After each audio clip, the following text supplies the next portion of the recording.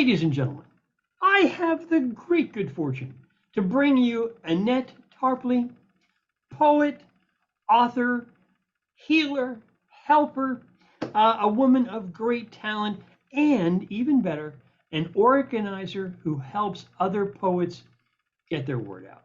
And that to me is a very special thing. And I think will earn you a special place in Valhalla or whatever your taste is. Okay, so Annette, welcome. Tell me, tell me a little bit about young Annette.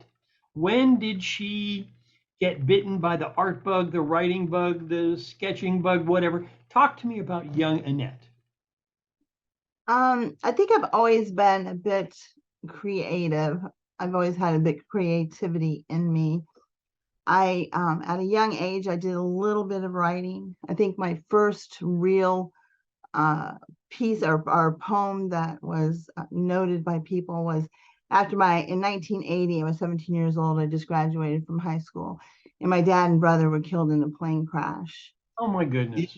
So I wrote my first poem, and then it was read at their funeral. I didn't read it, but it was read at their funeral, and then people asked for copies. It was a religious type of poem, and over the years, I really haven't been able to write unless it was something impactful in life. My children graduated from high school, or somebody died.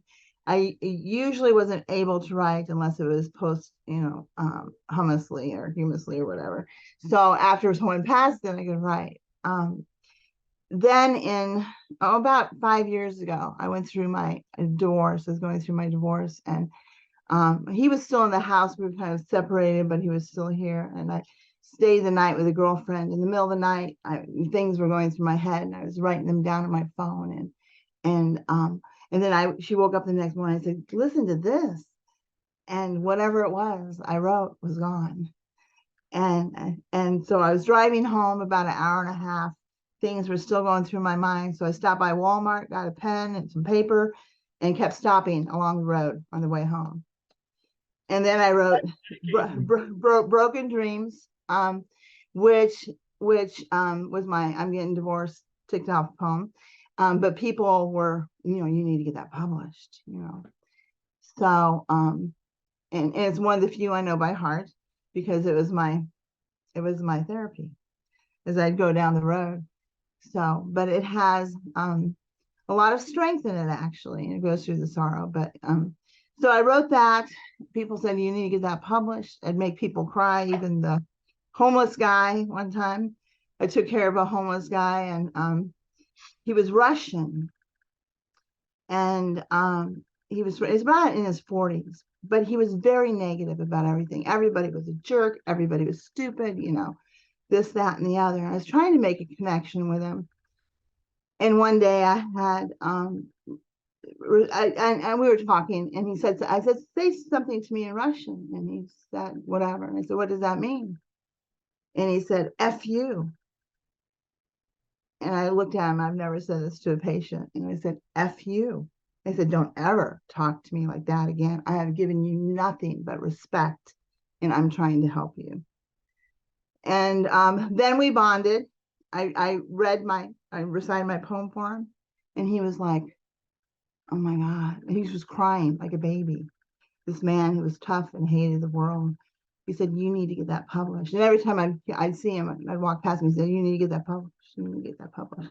So I finally got it published, and hold on a second, in 2020. And then I noticed that you had a book also by this publisher that I would not go with again because they cost me lots of money. This is my first book, Poetry Potpourri by Ex Libris. Yeah. And so they said, "How many poems do you have?" I said, "I don't know, maybe 20. They were like, "Yeah, you need more." So, about 3 months, I wrote over 100 poems. And I've been writing prolifically ever since. And since then, I can write on anything. You can give me a topic, whatever. So I don't have that, something devastating needs to come to me. Because, like when my mother died, I wrote something after she died and buried it with her, but she didn't get to hear it. So, So that's kind of where my writing came from. I've always known I was a writer. It's always been my goal to write a novel. That's really what I want to do someday. And I want to do that on the poem that I wrote, The Ballad of Ned. It's about bullying. I've already kind of started, I have my storyline. I started a couple of chapters, but poetry is my passion. Writing is my passion. I, very much, people have given me so many breaks and, accolades or whatever, interviews, whatever it is, that I want to in turn do the same like you do.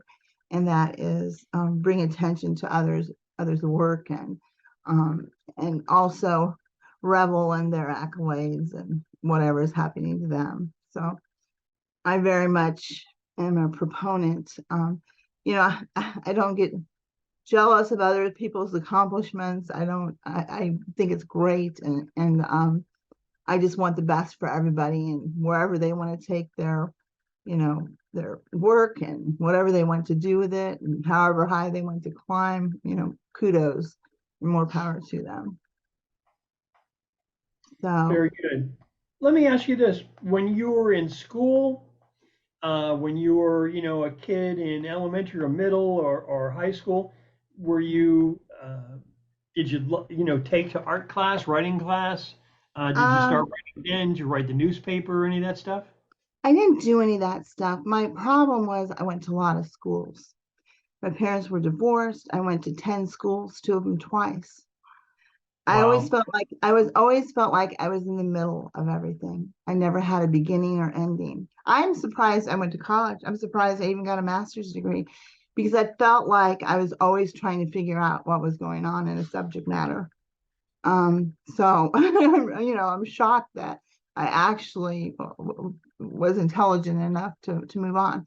One thing I did do, I was kind of artsy. My dad taught me at a very young age, keep this and this busy. And so I did do some writing. I remember, writing and being told all the time that you write well. Even once a rebuttal for work. And something that, my manager was not pleased, but she said, oh, you write well. And then once a professor flunked my paper and then said, oh, but you write well. So we had a little thing. It was a bad, dark place in my time. She always had somebody to pick on, and I happened to be the person she picked on. The same paper that I presented for another research class that got an A, she flunked. So yeah. So it was very, but she told me I wrote very well. So it was, so, and I've always, kept crafting with my hand. I've cross stitched or created stuff, and used to do some theatrics. I used to supposed to have the lead part in a play when I was in junior high. I was the queen. I had some kind of British accent. Probably couldn't do it now, but and then I remember for a little short period of time when my parents divorced and my sister and I went to go back to live with my father. My mom was an alcoholic, so we had some problems, and he just had the house and everything was in storage. And so we had little means. It's one of the best parts of my life in that we had nothing, but it was so much fun. So we slept in two sleeping bags that were zipped together. And then we had no TV, and I was considered entertainment. So remember Edith Ann? Yeah. I would do my Edith Ann skits. I would come up with my own skits and talk. I couldn't do that now, but Good for I would you. talk like Edith Ann and rock back and forth. And then Right, we had right. a chess set and we would play chess. And then my dad said, okay, you need to do something with your hands. And we got burlap. And then I made the punch art. I made a deer, and my grandmother had it on her wall for years in her living room. Thank God she finally took it down. But so I've always just had that creative mind, and I think that is something I preach doing psychiatry. I'm board certified in family medicine, but I do psychiatry. But I say, anxiety and so forth. It's all energy. And if you could take it and funnel it into something productive and creative, instead of imploding and having it become destructive, that's what Yeah, I thinking did. of yourself, yeah. Yeah. Mm. I don't Well, know if I very answered cool. your question, sir. You did marvelously, marvelously. Okay, so you've written some, should we say, academically, you've done some writing professionally. I'm sure, doing the work that you do, there are just tons and tons of reports you get to do. Um, I I have had jobs that required me to write extensive reports. I managed a 120 computer traffic system, so I had to Yeah. report every problem to a distant supervisor out of the state. So I had to write meticulously. And my absolute claim to fame was you can imagine, since that particular job, I was the computer manager for this large construction project, essentially, because it was very much a construction project, installing these traffic systems, cutting the street, hanging the lights overhead, and all that. So there was a lot of, should we say, construction type folks involved, and I was this uh, computer nerd guy who they had to deal with. Yeah. And the local guys wanted a copy of all my reports. And the general manager would say to me, God damn, you write a lot of words, did they really want all that stuff? And I said, yeah, actually they do, and I got compliments on the detail level. Well, one time it was really, really critical. We were installing a traffic counter system in one of the main streets downtown Miami, where basically every car going through Miami goes on that street, Biscayne Boulevard. Well, it's a federal highway. And before we could install these sensors and detectors under the street, we had to get clearance. We had to get clearance from the electrical people, from the phone companies, from the gas companies, and all of that had to be meticulously detailed in my reports so that when the construction crew went out to literally cut the concrete, they knew where the gas line was, where the phone line was, et cetera, right? Well, of course, being in the heart of downtown, you want to be really, really attentive to exactly what's going on, because they're going to cut a hole in a major street. And if they're going to do that, it better go right the first time. Because if it doesn't, things like, it could explode, it could shut Oh, off phones. Well, because my responsibility went from the 300th block north to the 300th block south, 100 east and 200 west, I had a lot of area to cover. Well, one day I was down in the south end of town, and I get a phone call. The manager is frantic. He said, Rick, we're cutting downtown. You better have the details on where that cut was allowed to be. And I said, well, I gave your construction crew a copy. I gave the office a copy, and I'm carrying my copy. So what do you need to know? He said, we just cut 6 900 pair cable. And it turns out we just shut off every phone call from Miami Beach. oh my Everyone. gosh. Oh, He said, so I've got 3 television crews, traffic completely blocked. I've got, the mayor, the police, and they're all after me. You better have the documents. I said, well, doesn't the guy there have them? And he said, he doesn't know where they are. And I said, well, that leaves his ass hanging out, so to speak. I said, I'll be right there. And he said, well, how fast can you be there? I said, well, I'm at 230 south.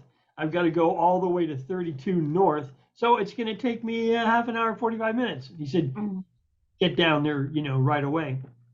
So I come. I have all my documents ready, a detailed study of what was there, where we can dig. They were cutting right where they were supposed to, and it was supposed to be clear because there's a law that says under a federal highway, and US 1 is a federal highway, you can't have any electrical less than 3 foot down. Really, to anticipate, anything having to be done to the concrete, it should be Mhm. completely safe. Well, the phone company missed the mark. But what we did was with one of these big street cutters, we pulled up this bundle of 900 wires times six. And Yeah, a big rat's nest right in the yeah, middle of the highway. Of course, traffic's going around and every phone call is shut down. So I walked over to the manager and I said, okay, here's the documents. He goes, oh, God, thank God. And now there's TV crews aiming cameras at him. And I said, well, are you going to explain to them that we're totally cool? And he goes, it's not the way we handle it. It's no comment. The lawyers will work it out. I make no comment, but thank God you have that. yeah. Well, documentation has been my nemesis, especially as a nurse practitioner, and it's what gives me very little life. So, takes up all my time. So I'm trying to get caught up now on a bunch of charts and have hired a scribe, and I'm hoping it will help. But Do you use yeah. any of the electronic script writing where you can Um, speak and it types it out? well, I do use some of the yeah, I do use some dictation. The bad thing is that it doesn't speak Annette very well. So I have to go over it with a fine tooth comb, Oh, sure. Oh, and sure. I have to change things. So it's still, that takes a lot of time because it messes things up all the time. So it saves some time, but it doesn't, you know what I mean? It's not, Not enough, huh? yeah. If they could come up with something that speaks in that very fluently, I would be in town. I would go to town on it. But my phone doesn't speak in that very well either. Well, I've been studying human communication for a long time. I have a background in anthropology, and my honest opinion is it's amazing we understand anything of each other. That is true. Yeah, it is. Yeah, it is true. Yeah, but that's what makes us unique, isn't it? Is all You that. know, I Like the remember, uniqueness. You were talking about working with the Native Americans, and I almost got a gig, and well, I would have been there now in Colorado doing that. And really, still, that is a desire of mine someday to go off and work with the Native Americans. And I love their poetry as well, and very much am appreciative of their culture, and all cultures I appreciate, of course. So if you don't mind, I'm sure many people would be curious. The work that you do as a psychiatric nurse or a psychiatric therapist or a counselor in that area. Um, do you do you find that your art, your ability to speak, is helpful in that particular arena? yeah, I sometimes use my poetry. Sometimes I will, not always, but if I feel like there's the need, then I will use it. And they're very grateful. I mean, I work in nursing homes right now. These people are really lonely. The other day when I went, I should have went a couple of days ago. I should have been in and out of the facility in 2 hours. I was there like 5 hours because I spent a lot of time listening to people. Now I'm psychiatry. Psychiatry isn't counseling. We do the drugs. We do the meds. That's what psychiatry does. But I find, and I even told my manager last week, is that these people are very starved for, of course they would be depressed. I would be depressed. Nobody comes and sees them. They're lonely all the time. They're stuck living with 100 other people, of which they wouldn't even want to be in the same room with. You know what I mean? There's just a lot of variables. And I often quote this quote from the famous poem Desiderata. Do you know that poem? Yeah, yeah. Desiderata. Go placidly amid the noise and haste. But it's probably my favorite one because it has a lot of wisdom in it. And I've quoted this even when I did corrections and took care of inmates in prisons. But do not distress yourself with dark imaginings. Many fears are born of fatigue and loneliness. And beyond a wholesome discipline, be gentle with yourself. You are a child of the universe, no less than the trees and the stars. You have a right to be here. So Very I've quoted good. that. Yeah, quoted that over and over again. I love it. I wish I would have wrote it. So, so yeah, I use that a lot. I encourage people to write. I really would like to start something one day where that's what I'm doing. I'm working with people and teaching them to heal and to write and that type of thing. That's what I'd like to do. Don't know how to start it. Don't know how to do it, but I think that there's a lot of healing in it. And when I did um, last summer for about 3 months, I did inpatient drug rehab. And I was outside one night, and one of the girls, the patient said, I'm leaving, I gotta start using. And I remember her saying she was a poet when she came in. And I said, let's go write. So we wrote a poem that's on YouTube. It's called I Am Your Addiction. And so I said, in the beginning, it's going to be the addiction talking. It's going to have all the power. And in the end, you're going to take control, and it's going to be you talking. And so it's a very powerful poem. And she was totally different afterwards. 360, smiling, light in her eyes. Went on to stay, in the facility. Went on to become a team leader, and went on to get more help. So Excellent. Excellent. I, you know, there are so many times when I hear poets say to me, they write to help process. They write to help understand things about their lives, about their friends, etc. And if you think about that and you think you've got lonely people in these places, gosh, if they could be somehow socialized to put some of that down. And I think the arguments are many, whether it be document your life is noble and valuable, or write and you'll have an audience, write and you'll understand yourself better, write and you'll get insights into things you hadn't even understood about yourself. yeah, yeah. Interesting, because I've written pieces. For a while, I had a life coach. Um, it didn't last too long because I ended up being her life coach. So, and I love her. I mean, she helped me, but I think I helped her more. And I helped her into introducing her into poetry. I don't know how many times she said, "You have changed my life. Poetry has changed my life." So, that really helped a lot. But I think it's very good for people to work out whatever they need to in the writing, but I don't want them to get stuck there. I want them to write beyond their problem, beyond their despair. You know what I mean? Oh So, yeah.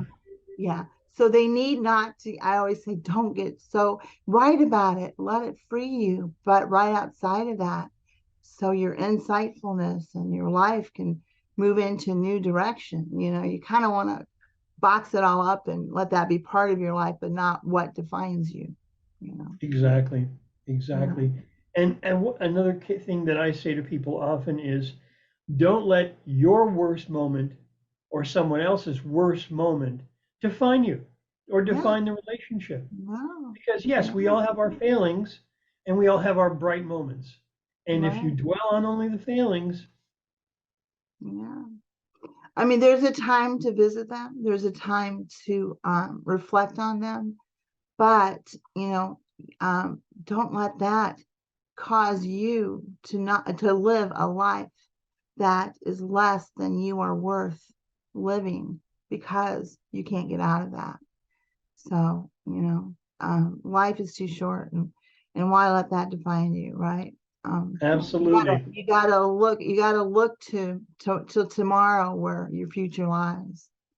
Well, So, Annette, you're not just a poet, you're a healer, and you're a person who's really studied how people can work their way out of these things, and you help bring other poets together. I think that's such a marvelous path that you're on. Now, my dear, it's time to hear some of the poetry of Miss Annette Tarpley. okay. I think what I'm going to do is recite a piece. I think I actually said this to you. It's a piece I wrote a year ago when I went to go see a patient who was in a nursing home. She was on a ventilator, and every time I went to go see her, she would want me to read poetry to her. Her eyes would just light up and glow, and she'd smile. And I always remember seeing her and thinking, how can she just have this glow about her and just that look when she's on a ventilator? The last time I saw her, she mouthed the words, "Will you remember me?" And I said, "Yes, I will remember you." Sometimes we meet people just one time in our life, but they make such an impact. We remember them all of our lives. And True. so I wrote, "Will you remember me?" It's my most, actually, this one I actually recited. I have Alan Johnson do most of mine, but it's my most viewed one on YouTube. So, will you remember me? Once I was vibrant and full of life. A bold and strong woman was I. Youth and energy enveloped my spirit, invincible and spry. No constraints to what I could do, only limited by my mind. Of a tough stock I was made, yet I was gentle and I was kind. Will you remember me when I'm gone? Will you remember my smile? Will you remember the dance of my eyes, knowing me was worthwhile? I'm older now. My hair is gray and it's lost its luster and sheen. I'm still young at heart. I'm really not as old as I seem. My mind is clear as I think what impact I have made. Wrong choices I once chose. Tears line the path I paved. Will you remember me when I'm gone? Will you remember my smile? Will you remember the dance of my eyes, knowing me was worthwhile? I miss you, my friend. Now you are gone. Your spirit is at rest. I missed your laugh. I missed your voice. Your smile was always best. An impression you made within my heart, kindred spirits from the start. I felt your angelic spirit ascend when from this earth you did depart. I will miss you, my friend. Dazzle the stars with your smile. Glow of the moon dances in your eyes. Knowing you was worthwhile. Bravo. Bravo. That's exquisite. Very, very lovely. Thank you. Yeah, that one means a lot to me. So I think that it gives the message that we all wonder, don't we? Will we be remembered once we're gone? So I think all of us want to somehow make an impact on whomever and be remembered when we're gone. And certainly those of us who write and are artists would like to know that. I did this thing where about a couple of weeks ago, I asked people on my site for titles. And I said, is this going to go into a title vault? And occasionally, randomly, I will do a contest where I pick a title and then we write on it. So I did my first one today. I put it on a spin of the wheel, you know, and then just spun it to come up with that because I didn't know what else to do with it. So, Well, I had great fun with that line, the capital of fa. That was amusing. oh, well, yours was like a masterpiece. Yours was like this. It was a saga. It was like, I don't even know. How long did it take you to write that little ditty? It it came right out. I mean, maybe an hour and a half. Really? Wow. It was so impressive. It was so impressive. I I just looked at it and thought, wow, wow, wow. So I'm trying to figure out if it's actually in my first book. Um, but God only knows. I did I'm trying to look at these. So, I told you before that I couldn't write for a long time unless people like died or something, came. Major And life change. Yeah. yeah. Do you know Jane Austen? Oh yeah. Have you ever watched Pride and Prejudice? No, I can't say that I have. Oh, well But then I'm real familiar with 19th century literature. Some of my favorite writers are from there. H.G. Wells and uh, our friend Sam Clemens, who I'm rereading his book Mark Twain. Innocents Mark Abroad. Twain. Yeah, I've I'm been to reading. his mansion in, is it Hannibal, Missouri? Yeah, Years and probably. years ago. Yeah, years and years ago, I went to his mansion. One of the things I remember is like clear up on the top floor, like what would have been an attic. I mean, it was this huge space and it was the ballroom. I remember that very well. Is I'm reading The his book ballroom. Innocents Abroad, and it's just amusing as heck. It's a travel log where he was sent traveling with a religious group to visit Europe and the Holy Land, and he takes plenty of pot shots at the pious thieves that he's among. Oh, really? Wow, wow. I love that. Yeah, I can understand Act, why that wasn't part of the popular canon, you know. yeah. Actually, one of them I'd like to read to you because I can't find that other one right now. But this Yeah, one, read what you this found. one is one that I recently wrote that doesn't rhyme, and it's a little different. It's called Menagerie of Broken Dreams. In the twilight of her mind, her thoughts randomly played reels of bygone years, disseminating into fractured memories.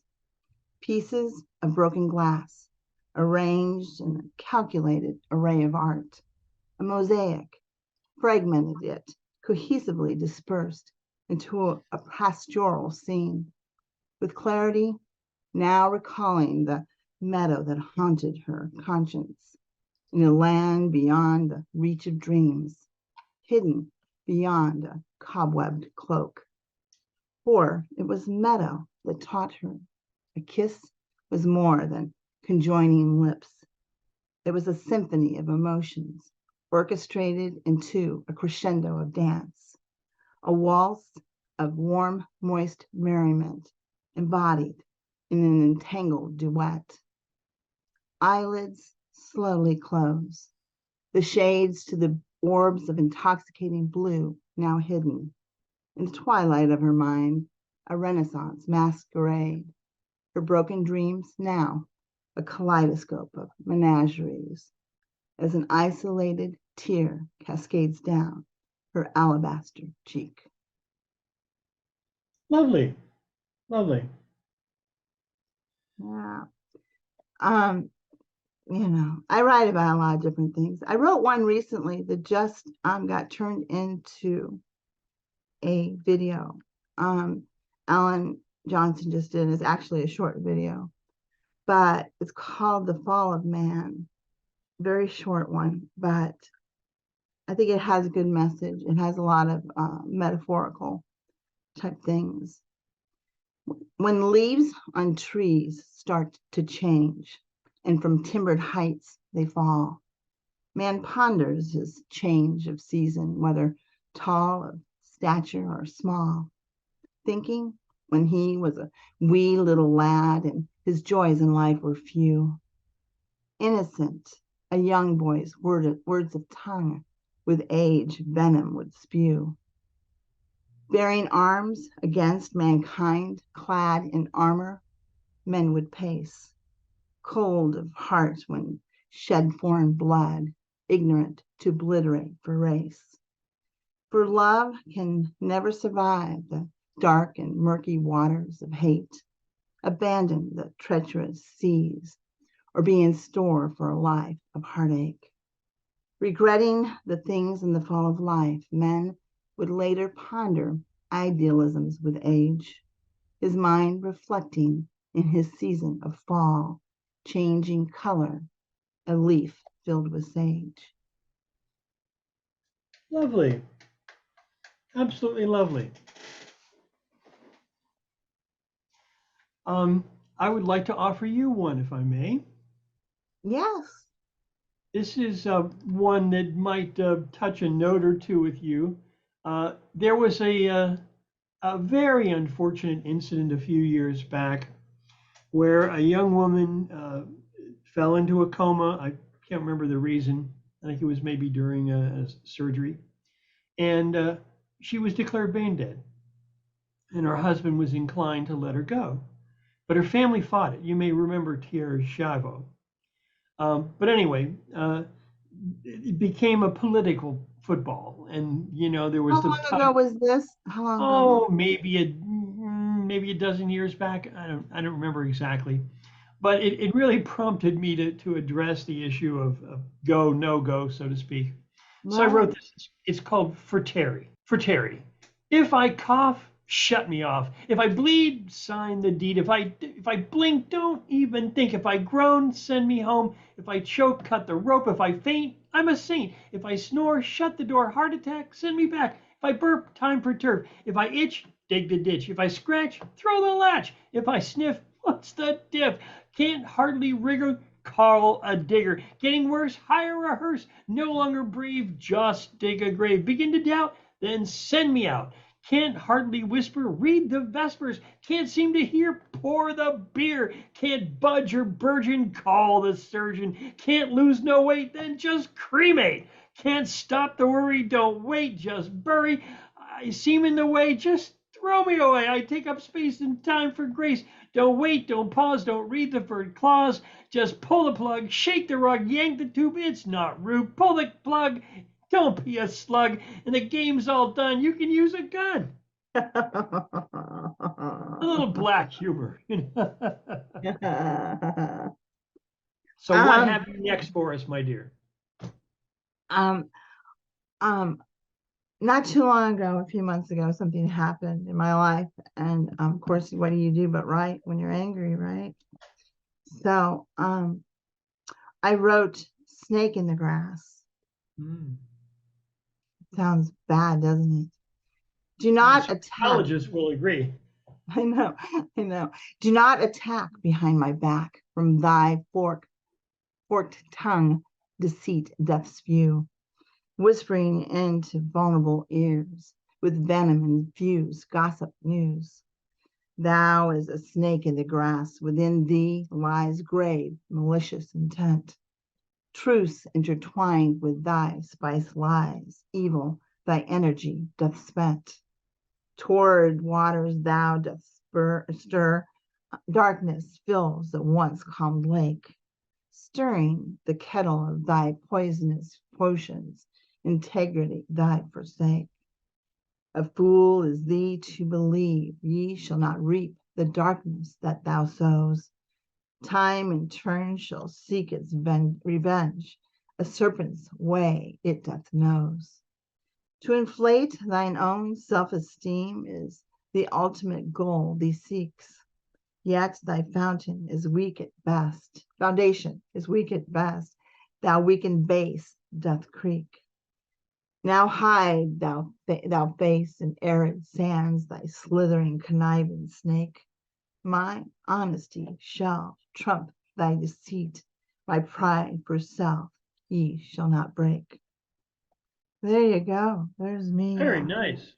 Very on nice. my little rant.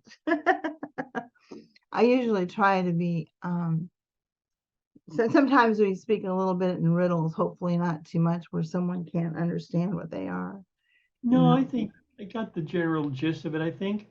I How I about very much another? believe I very much believe and preach the simplicity or the beauty of simplicity in writing, that it doesn't take someone to have a huge vocabulary that you put in there that most people can't understand. Because personally, if it has too many words in it, I don't understand. I shut down. I quit reading it. That's where I Mhm. go. But to me, it takes more of a wordsmith and word artist to take words and choreograph them in such a way that it's simplistic words that you choreograph them that emotes people. And I Very think good. that Yeah. that it takes a real word artist to do that. Occasionally I How use, about I mean, I another, usually Annette? don't. Yeah, how would you say? I just said, how about another? How about another? Okay, another mother. Let's see. Now that I'll read you my from heart. This is my kind of my signature one. This is the one I wanted to do my book on, which is about bullying, the Ballad of Ned. Now it has a religious thing, so forgive that. You know, we both come from religious backgrounds and we both have our own little thing about that. But this one's in the deep South, so you know it's got to have Okay. a religious. But it's called the Ballad of Ned. Long ago, and oh so far away in the deep throes of the South, lived a man named Ned, a gentle soul, born with a deformity of the mouth. Through the years, it's been said that his mama sheltered him from harm. He grew up caring for the land and animals on an old country farm. Then the time came for him to go off to school, an atmosphere of unrest. His mama packed his lunch, walked him to the bus, and whispered, "Mama loves you best." The children teased and taunted him. They were mean and downright cruel. He was bullied all day, but nothing was done. The school had no set rules. After school, he walked home alone, tears streaming down his face. When he finally got home, Mama wiped away his tears, greeting him with a warm embrace. She said, "Son, I declare, I taught you better. I told you you're covered with armor. You're protected in blood. You're a child of God. You're not merely the son of a farmer." The next day, he went to school. He stood up taller, a confident smile on his face. He went to the front of the class, approached the chalkboard, and the writings he began to erase. With the chalk he wrote, "God is love. I am love, and my love I extend to you." Tears rushed down the teacher's face, falling down the cheeks of students too. From that day forward, no one bullied the sweet, young, and disfigured Ned. He grew up with a life full of love and always remembered what his mother had said. Yeah. Lovely. So that's the Absolutely Ballad of lovely. Ned. I was bullied a lot as a child. So, you know, going to so many different schools, always a new kid on the block, trying to fit in. And I if the want you to boys think liked you, about, the girls hated you. What? I'm sorry. I was just going to say, we've got time for probably two more. Oh, okay. All right. Um, let's see. I'm just trying to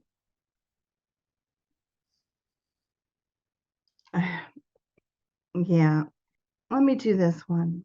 This one Do is that one. What the heck? yeah.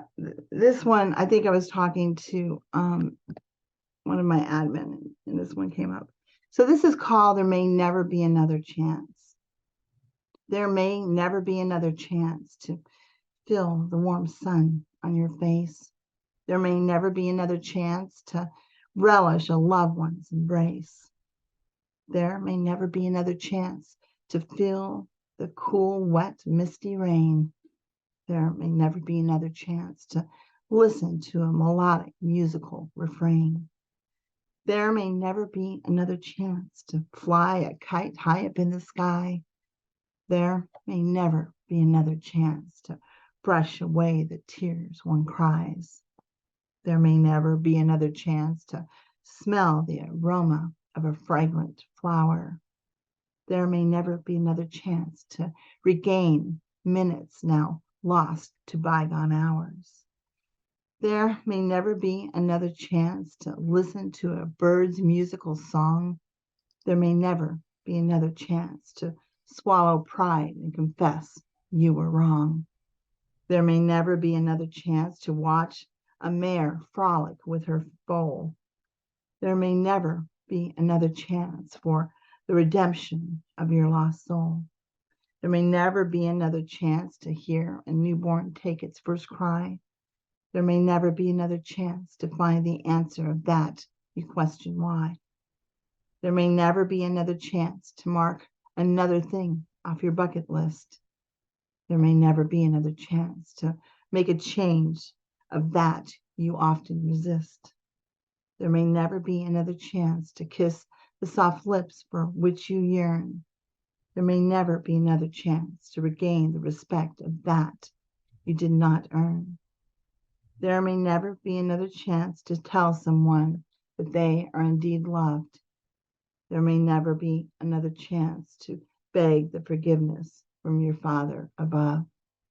There may never be another chance. Absolutely beautiful. Really beautiful. Thank you. Thank you. Thank So, you, sir. Thank you. before you read your last one, let me ask you a question. You know, we hear a lot of talk about poetry uh, in the negative. Oh, it's a waste of time. Oh, it's for dilettantes. Oh, it's for eggheads. Nothing to do with the real world. What are you wasting your time on that stuff for? But I think a lot of us know that poetry is so powerful and that it provides a service not just to our society, not just to literature and the humanities, but it often provides a very important message and vitality to the human soul. When some young person asks you, you know, is it okay? I mean, should I waste my time writing poetry? Is poetry worth doing? What do you say?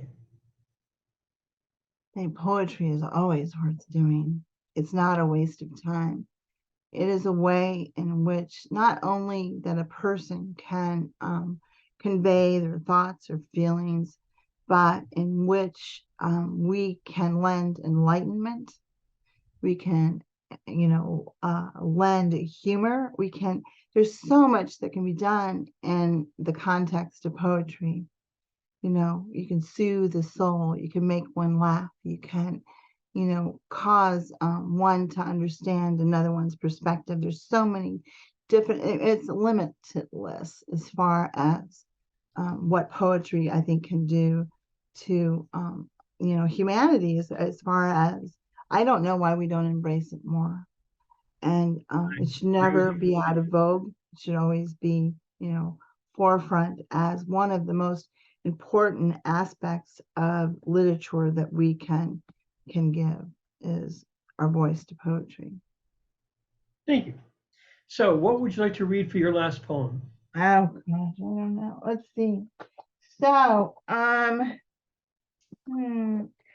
this is a anthology, our first anthology from Pop that came out the first part of, well, I think it might have been in December.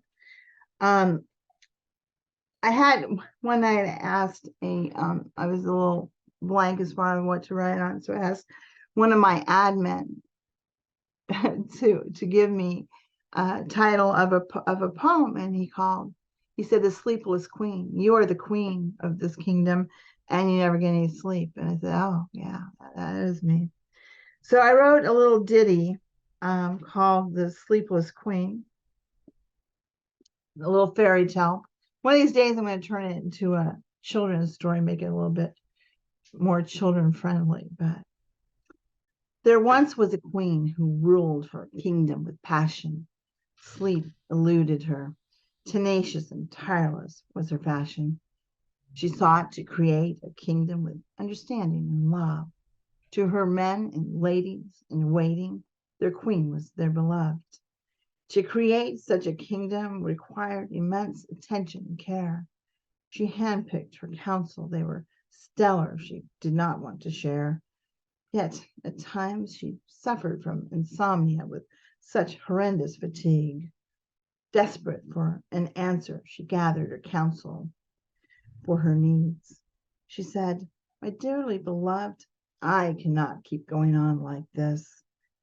If this continues, it could be fatal, and you, my dears, I shall miss.